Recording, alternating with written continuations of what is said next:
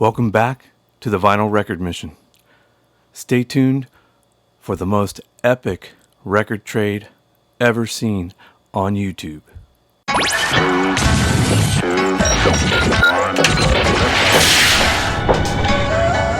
Your two favorite guys, Ryan and Steve, from the Vinyl Record Mission.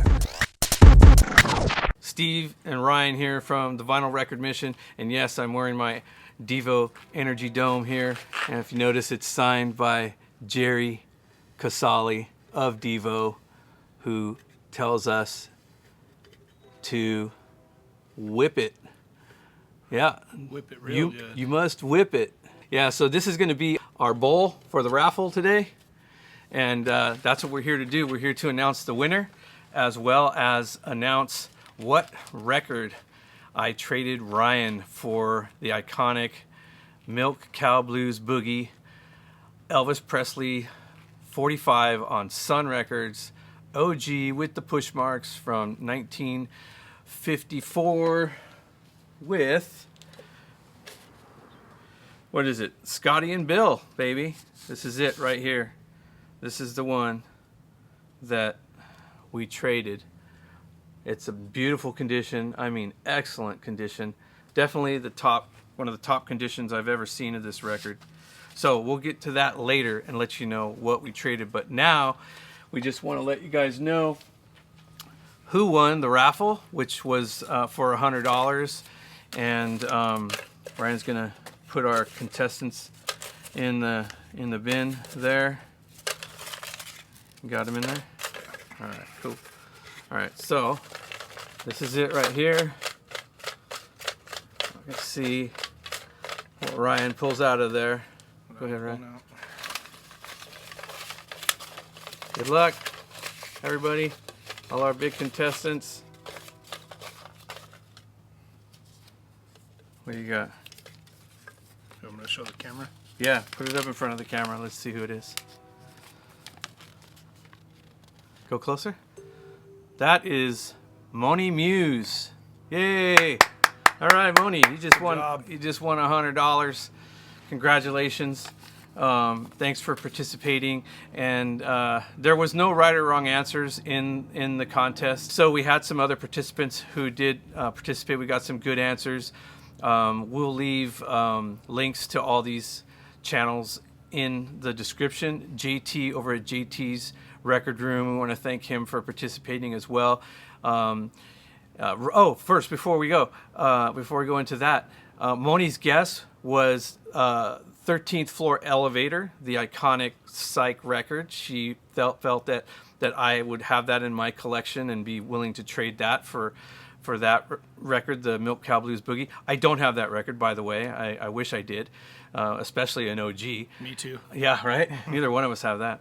And then JT had a good guess as well. He figured that Ryan's taste was more like, heavy metal and rock and roll, which he's pretty on point about that, right? Yeah. And he guessed Nirvana's, a first pressing of Nirvana's Nevermind, which was also a great guess. Mark at Mad for Vinyl, he guessed classic rock, first pressing Grail, like Led Zeppelin, maybe Robert Ludwig pressing, or a Rolling Stones, rarity. And then we had Steve Carlson, who was willing to sacrifice my jukebox and a stuffed carrot. Yeah, and a round rock. Thanks, Steve, for the laughs, as always. But those were just some of the people that took some guesses and made some videos. And again, we were very grateful and appreciative to them. And again, we'll leave links to their channels in the description. So getting back to this record, if you haven't seen the previous video when we dug up this Elvis Presley 45 on Sun that I just showed you, it's a pretty pricey record. Anywhere from we've seen it as low as $650 when it's been dragged across the asphalt on both sides and left in the sun to warp. And then we've seen it up as high as $3,500 for a VG Plus copy.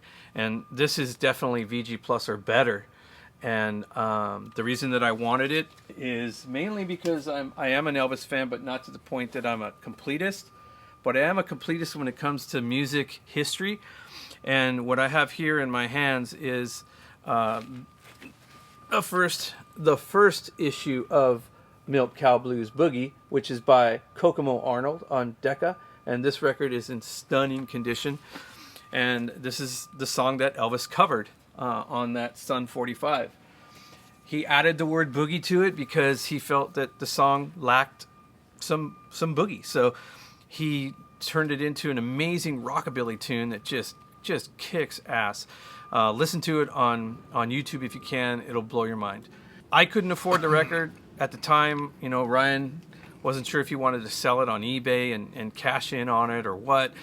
So he held it for a little while and for a whole couple days. Yeah. Until then I thought about it and I'm like, well, I can sell it or I can see if Steve wants to trade for it, maybe something what I thought was equal value. So I said, Steve, there's something in your collection that I wouldn't mind having. And he said, well, what is it, you know? So what I told him what it was, he agreed to doing it, and we made the trade. So this will be the basically the video on what I traded. So I'll show you what I traded for it. This came out of my personal collection, and I know I'm going to catch a rash of shit from all you Beatles fans, but check this out. And there you go. Original Third State butcher cover. Yeah, beautiful peel. I mean, very, very nice peel job. Original inner sleeve. Just all around a really nice record. Something I wanted. I'm not so much a huge Beatles fan, but the story why I wanted obviously. it. Yeah, no, we're both not huge Beatles fans, yeah. But I'm an iconic record collector. I want grails, and the story behind the butcher for me was I had 3 butchers when we had the record mission, and basically, you know, when you have that store and you're trying to make rent and all that, you know you're selling more records than you're keeping. And I sold all 3 butchers, and the very last one was the nicest. And I remember saying, man, I really wish I didn't have to sell it, but I did. And I told myself, if I ever come across another, I'm going to keep it, and it's going to go on my wall. My wall is like my keepers.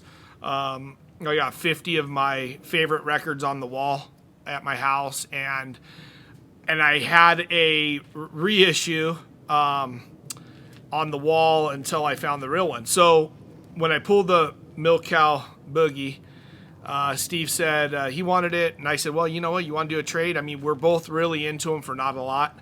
And Tell them how much. Yeah, I mean, I'm into it for pennies on the dollar. I mean, if anything, you know, like I said, it was in a collection of 45s, of thousands of 45s.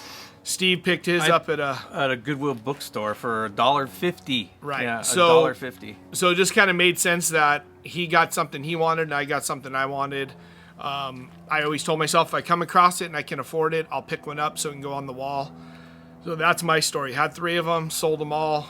I told myself I'd keep the next one. So to me, it was an equal trade. Value-wise, I mean, I think they're pretty close in value. You've seen same thing with these. You see them go as low as, in this condition, maybe $1,000, and I've seen one recently sell for 30-something hundred. I think it was. Yeah, I've seen them sell for 4. But see, I'm kind of a morbid collector sometimes because I'm not a huge Beatles fan.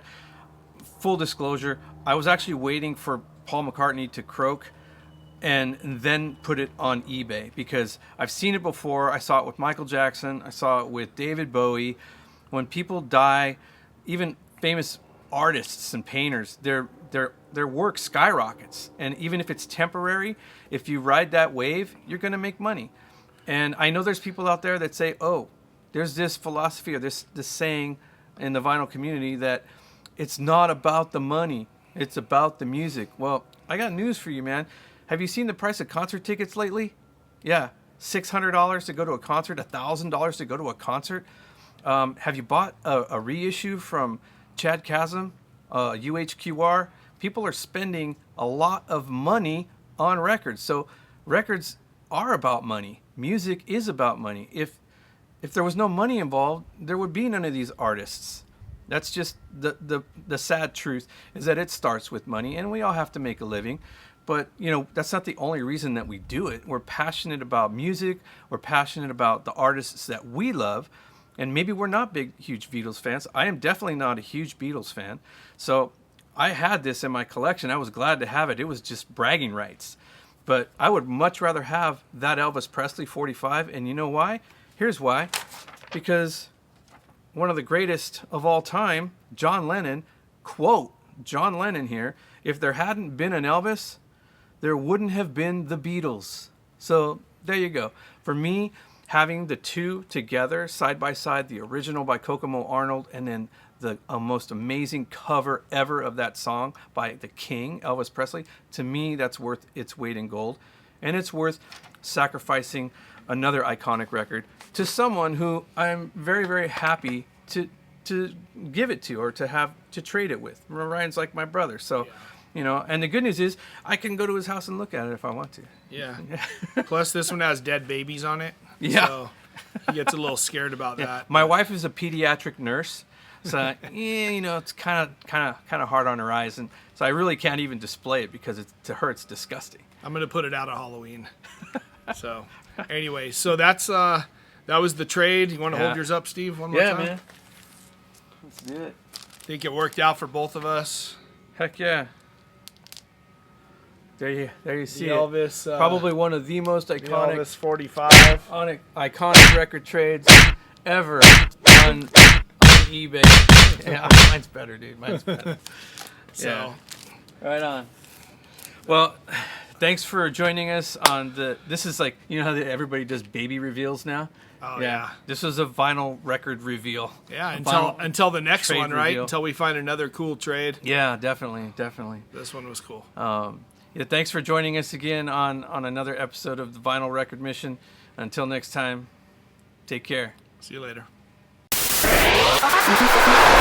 If you haven't, make sure you hit like and subscribe to the Vinyl Record Mission, so that way you don't miss out on any future content.